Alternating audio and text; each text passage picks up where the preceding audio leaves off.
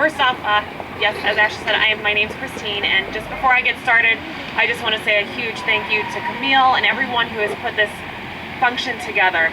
It's so great to see so many supporters out here for such a great cause. And Camille, because you were emotional now, I'm going to start getting emotional, so I can't start now.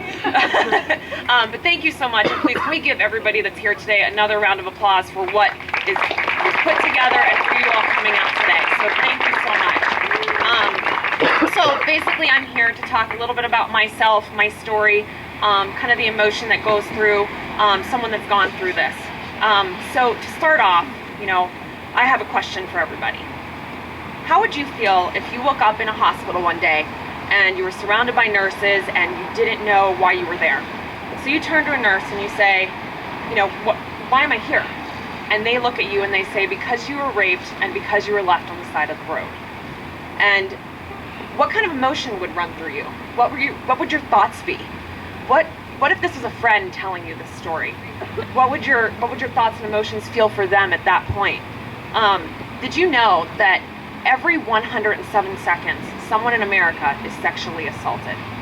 And I'm sure all of you know what sexual assault means, that it's a crime, obviously, but it is a sexual violence that is put on somebody else without their consent. And this crime has no boundaries. It doesn't matter race, religion, income level, education level. It doesn't matter. All women, even men, are at risk of this violence. While rape is a real danger, you definitely can take positive steps to recover. And I know this because this has happened to me. My story, though, is not all that unusual. I once thought that this is never going to happen to me. I don't know anybody that this happened to, so why would it ever happen to me? I'm sure a lot of you feel that way as well, but you never know. You might know somebody that this happened to and they just haven't spoken up yet. So today, not only are you walking a mile in my shoes, in Camille's shoes, but in millions of others who have gone through this type of violence. And so today, to give you a little bit of my story, it was October 9th, 2004. I was 19, I was a freshman in college, and I was naive and I was a virgin. Your umbrella. The unusual part about my story is the fact that I'm open to talk about it. It actually is part of my healing process. I can't undo my rape, but I will say I won't let it define me, and I won't let it define me as a victim. If you've been raped, one thing I will say is that personally, I picture myself as a fighter, and if you've been raped, you might not feel like a fighter. You might feel bruised and battered and broken. You might want to curl up in your bed and not get out. You might want to harm yourself because of these overwhelming feelings of shame and guilt, and that it is your fault, but it's not.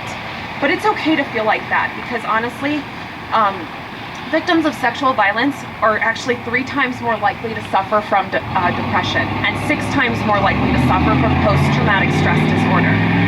So it's okay to be where you are.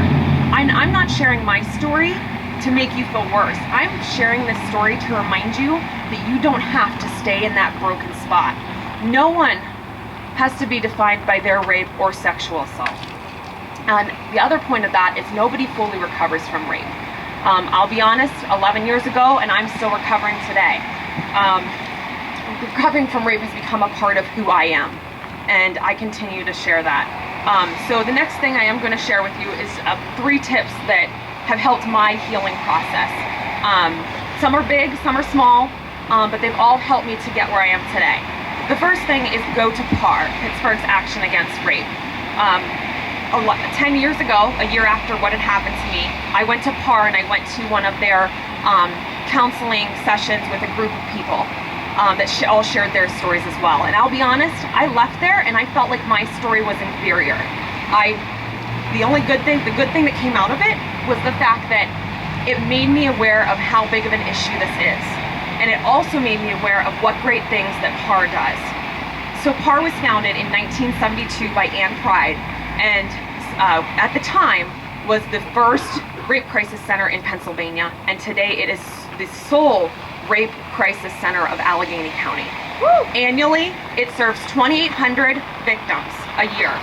And this past year, because of supporters just like you, they were able to serve 3,100, which is amazing.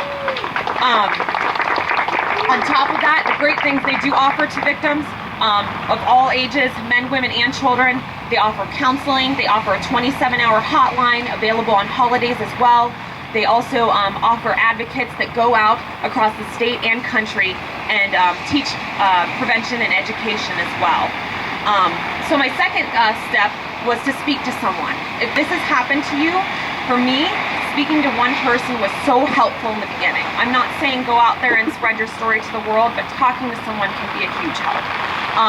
Most recently, in the last 2 years, the biggest thing for me that has been therapeutic has actually been speaking with my family and friends and starting a project called the Voices of Hope. I've turned to my family and friends and I've talked to them about what happened to me, how they found out, how they felt, because I knew this was obviously something that happened to me, but they got a piece of it too. And so turning to them and finding out their story was a great therapeutic session for me. And so what I'm doing with it, it's eventually going to turn into an extended memoir, but right now it is a blog online and it is on social media. So if you do go to Facebook and search Voices of Hope, you can find it. My goal with it right now is to provide educational tips, news about our culture revolving around sexual violence, tips, healing tips, and anything else from here on out. So I'm very excited. It just launched this week. So, and my third and final tip is to learn to love yourself and forgive yourself. Honestly, this was one of the hardest things for me because anybody that's gone through a sexual violence, it can be hard, a very hard struggle to be intimate. And I'll be honest, when I was starting to recover, I felt like I could only be intimate if I had a few alcoholic drinks in my hand. The biggest thing for me is I went through 3 large relationships in my healing process. My first real boyfriend after this had happened to me, same thing, I only thought I could be intimate after a few drinks. My second boyfriend I got engaged to, but he was not accepting of me talking about my rape and wanted me to stay silent. And my third relationship was actually with a girl, because at that point, after my 2 previous relationships, I only felt safe and unthreatened in a same-sex relationship. And then I met my husband. And I was upfront with him about my rape, about me wanting to speak, and ever since I've met him up until now, he's been a major support. He's here today with my son, and it just proves that I've met my husband, my soulmate, and my best friend. So the biggest thing that I've learned from this is no matter if you've gone through something like this, it is going to be hard. The biggest thing that with wanting to feel loved is the fact that everybody wants to feel like this. And until you can actually learn to love yourself and forgive yourself, intimacy will come along with that. So it is a process and it takes some time, but you definitely will get through it. And to close up, and forgive me, I am looking at my notes for this one because this is the piece I wanted to remember really well and I couldn't. For those of us who've experienced rape, I hope you find the power to heal and reclaim your life as your own. Each of us here today can do it, no matter how weak or ashamed we might feel. We have the seeds of a fighter within us. We are born with these seeds, and no matter how deep they are, the seeds are there.